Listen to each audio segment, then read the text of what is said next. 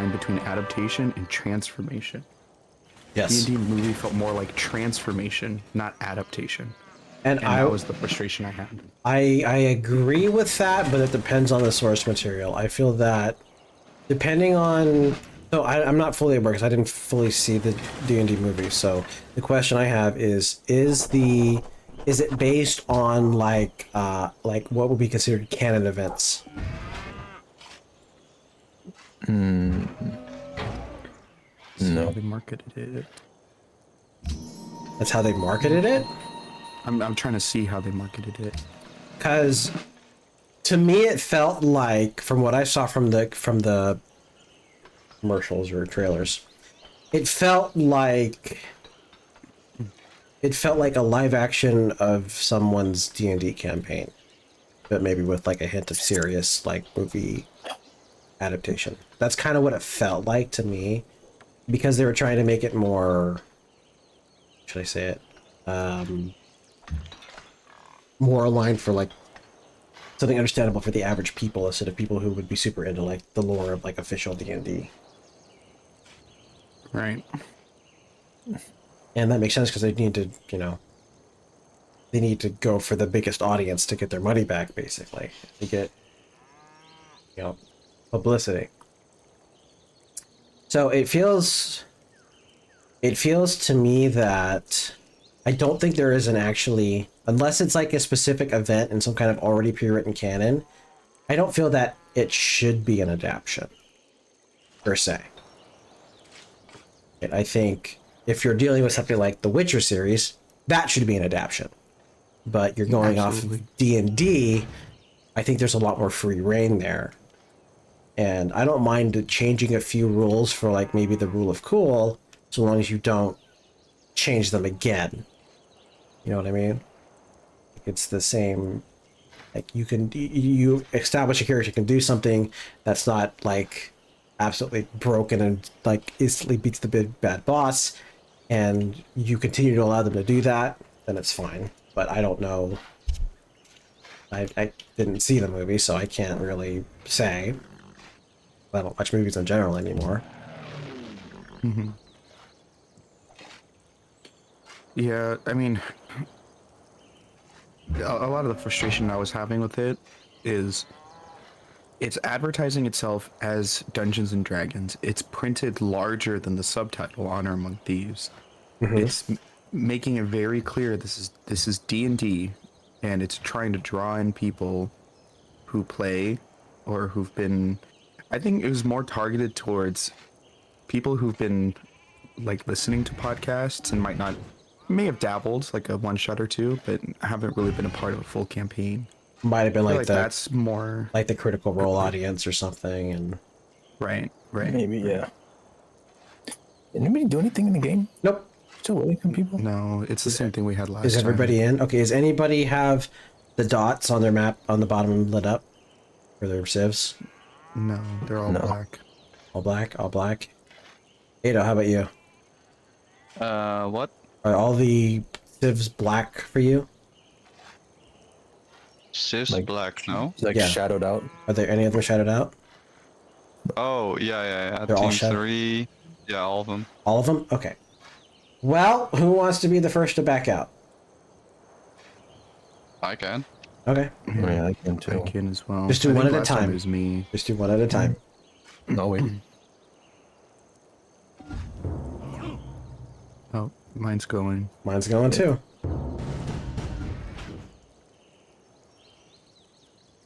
Oh, my All right. archaeologist. Indy!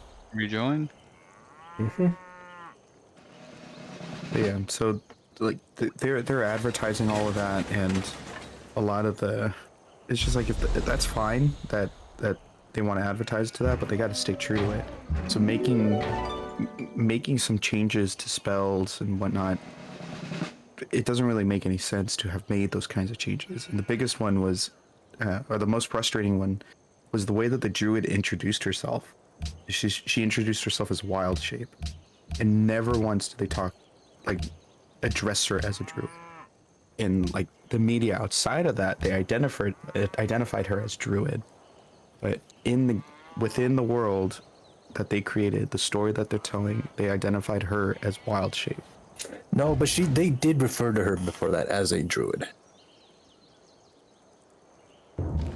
Did they? Because I Yeah. thought they just referred to her as a tiefling.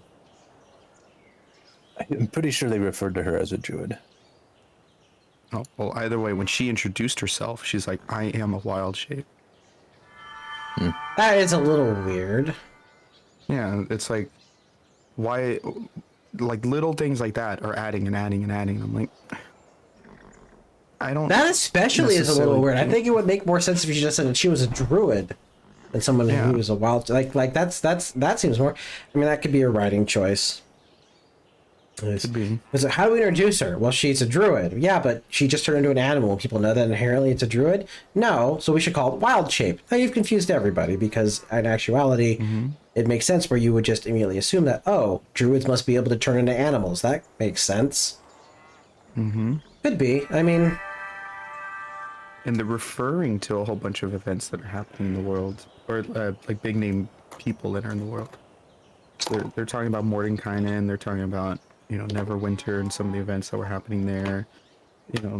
Like these things are being addressed and brought up. So it's like, I don't know. Like they're trying really hard to straddle that fine line between is this canon or not canon, or or a branch of is canon. it based off? Yeah, is it based off of canon, but it's its own thing now? I don't know. Yeah, all over the place. So it's just hard to keep track because at least for me, I'm feeling like I'm being whiplashed back and forth. Where it's like, okay, this is meant to be canon, like as faithful to the original writings and creations of D&D, the worlds that they created.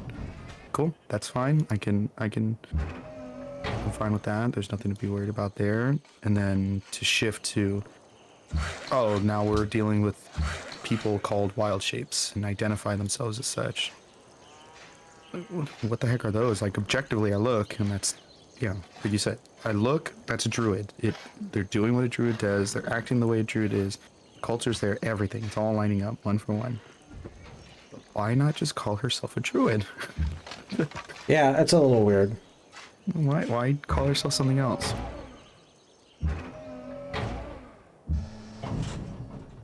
Or the other big gripe, it's not so much with D&D, it's whoever the editors were, they need to really reconsider who they hired as editors. Because they were just very simple mistakes. Very simple mistakes. There was a scene where one of the characters has this like long flowing red dress. She's like slowly walking forward, and halfway through her stride, she casts fly on herself, and so she just lifts up and starts flying. But when she does that, you can see the train of her dress wrap around the cable that they used to pull her and hoist her up. And they didn't get rid of it. That was in the final cut. Somebody missed it in post. Yeah, so it's things like that. So I'm like, it's not really on,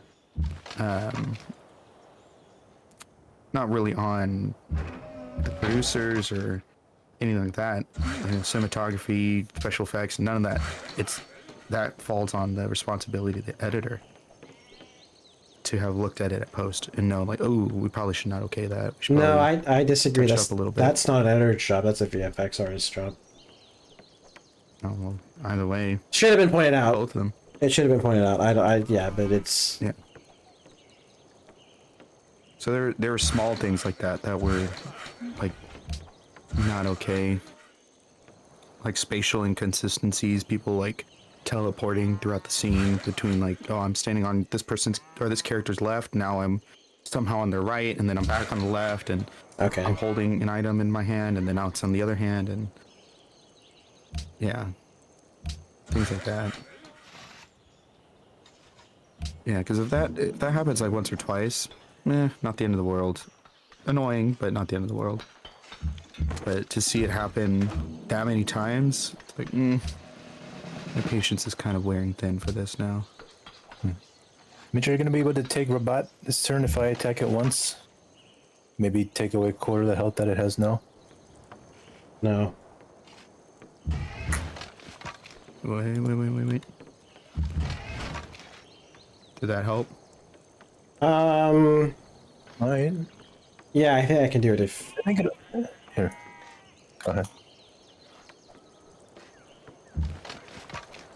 Here we go. Nice. 2 more cities, I think. Yep. Let me see. She peace.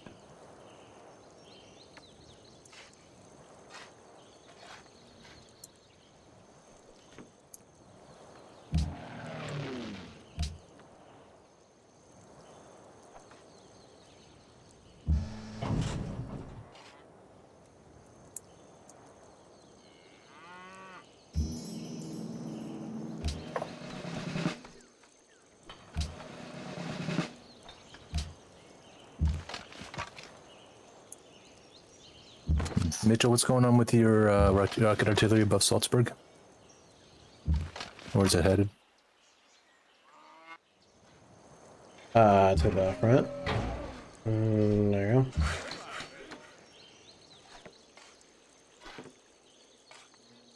go. Okay.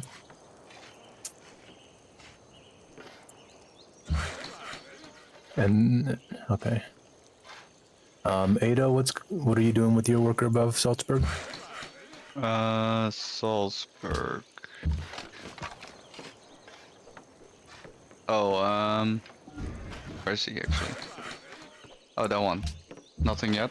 Okay. Yeah, if you can move it out of the way real quick, then I can move my general Yeah, path. So I'll you can just move into the fix city. the stuff. Sure. Okay. Thanks.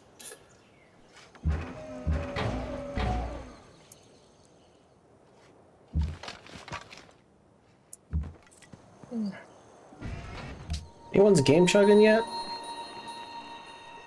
No, No, not yet. feeling fine. Yeah.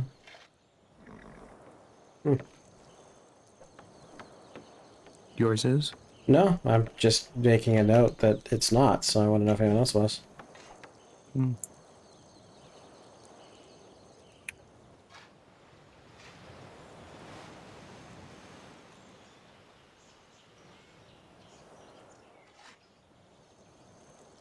Archaeologists have no idea where to put them. Same. Looks like they I'm getting all grabbed these- everything. I'm getting all these units. That I don't know what to do with.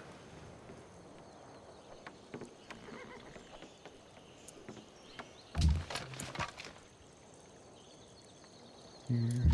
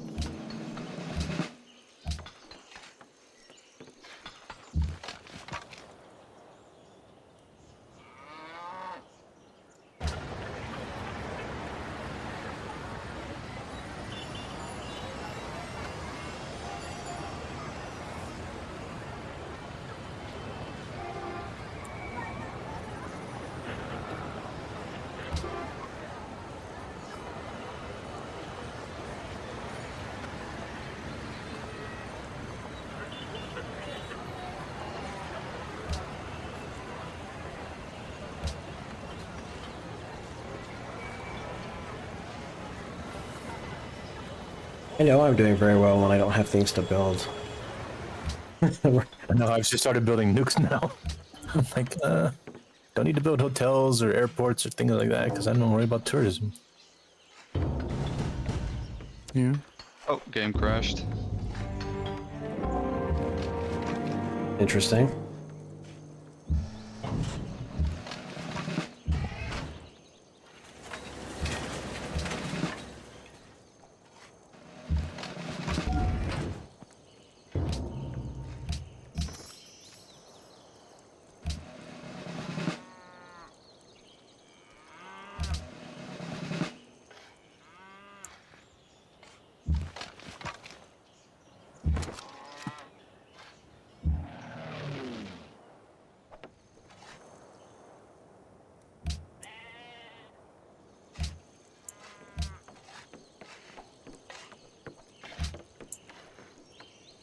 You joining right now, Edo? I'm rejoining. Oh, interesting, because it didn't give me the players are joining thing. Oh, now it did. I was gonna say. Uh-oh. Oh, there we go.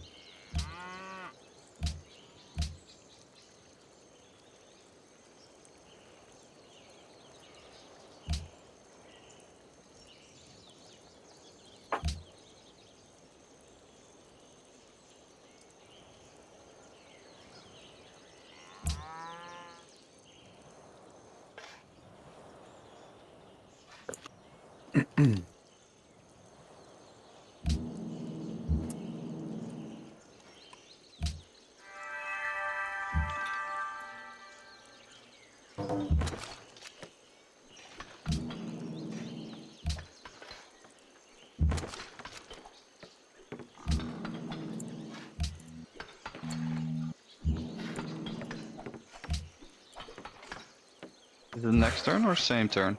Same turn. Pit boss, so nothing should have happened.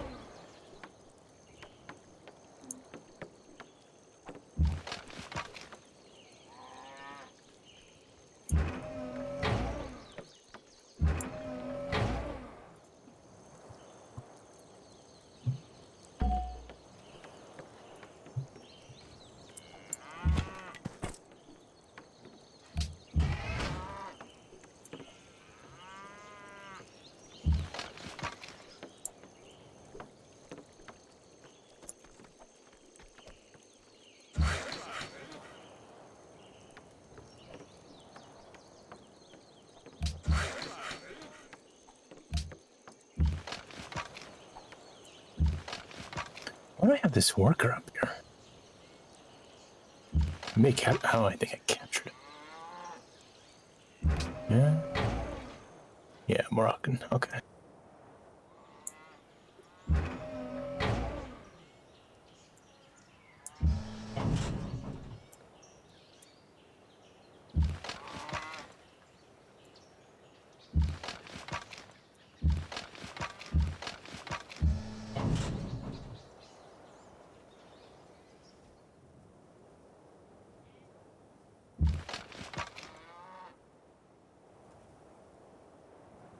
And the city ends up being a really great defensive spot.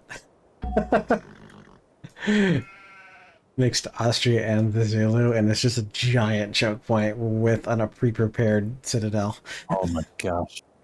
Getting crashed again. And there's an extra Oh, what's going on? worker there. I have no idea. You may need a computer restart. Maybe I'll try one more time.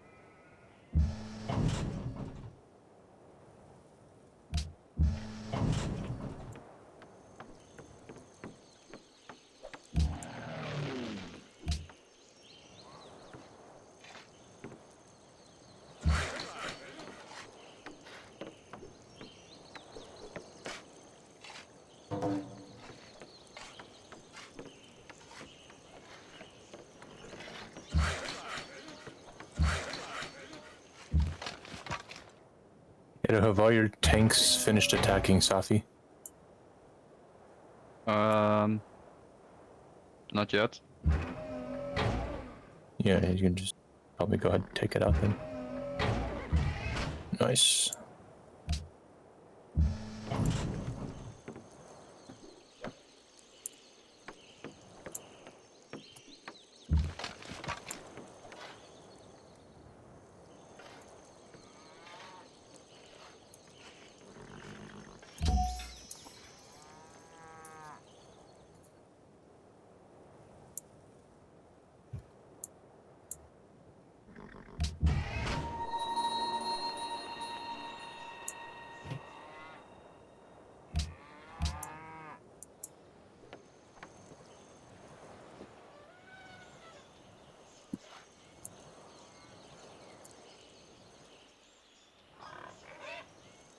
Guess we're done with Morocco soon.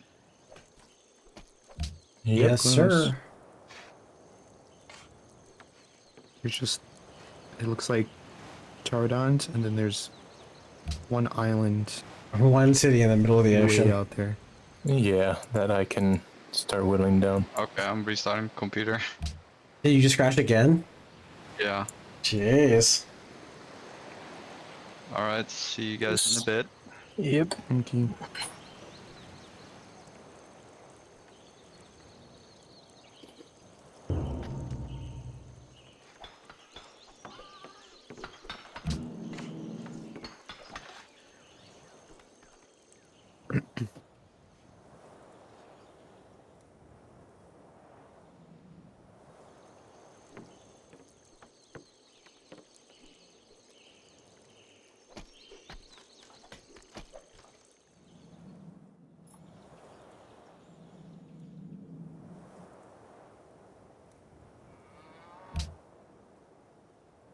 Hey, I passed shotgun military might. I'm not first place in everything.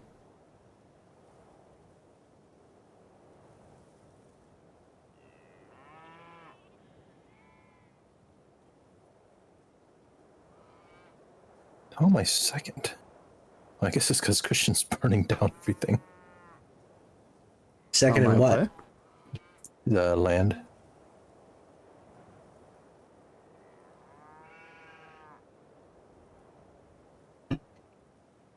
Yeah, I'm What's not keeping your, anything. What's your land? 4.01. 4.0 what? No, are you talking about score? Or you? Yeah, Valley. I'm second place in land. Oh.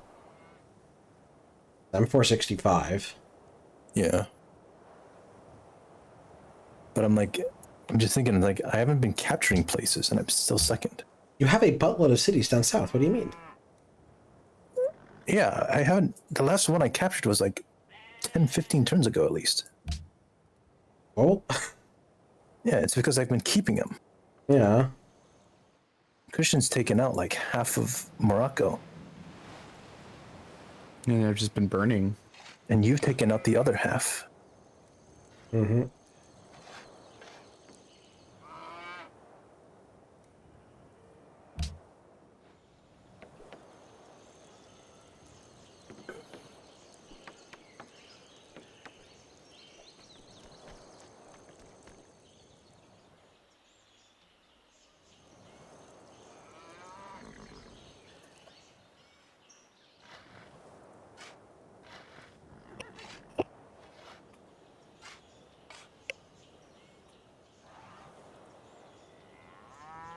Did you ever mention what class you're playing in Baldur's Gate, Christian? The main one, I'm a bard. That's right. Yeah, a deep gnome bard. Deep Gnome Sword Bard? No, I think lore. Oh. But lore. Okay. You didn't pick the broken one. Okay. Yeah. I just started a Dark Urge playthrough. Mm-hmm. And I'm a Deep Gnome Bard. I want to go Sword Bard because it's broken. Yeah. Flourish is very broken at range. And then the Yeah. idea is to grab greater invisibility. And then with Pass Without a Trace, have a save roll Alright. with advantage of plus 25. So Nice. anyway, that's life goals. Really funny because he basically becomes an assassin. Pretty much.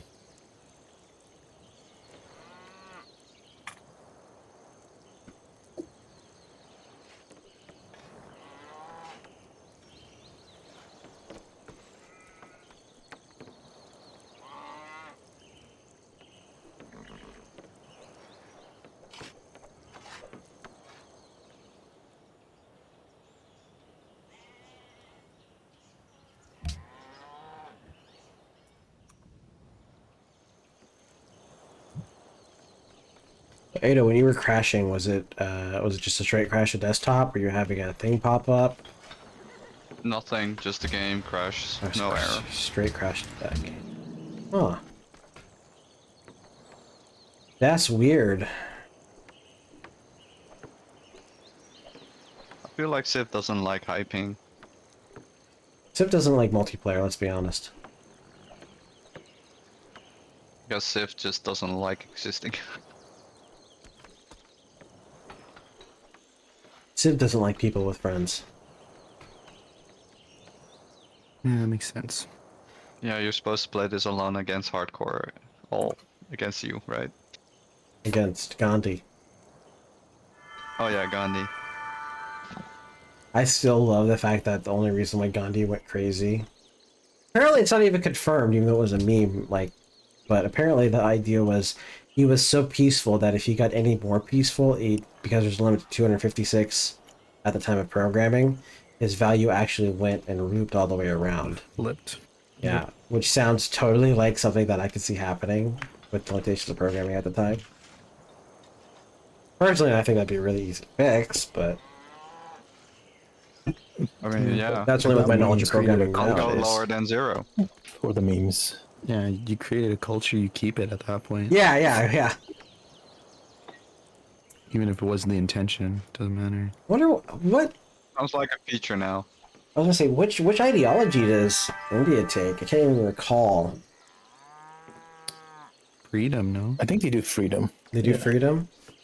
That makes That sense would make the most thematically, but I sense. could also see order. Yeah, if he gets angry. It'd be funny if it was autocracy. His I master mean, plan. you can kind of, maybe to some degree, have a peaceful autocracy, but It's peaceful with a threat of violence. yeah.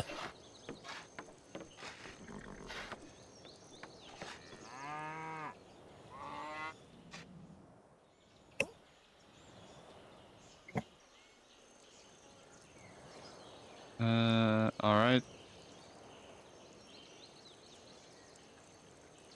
I'm in the game.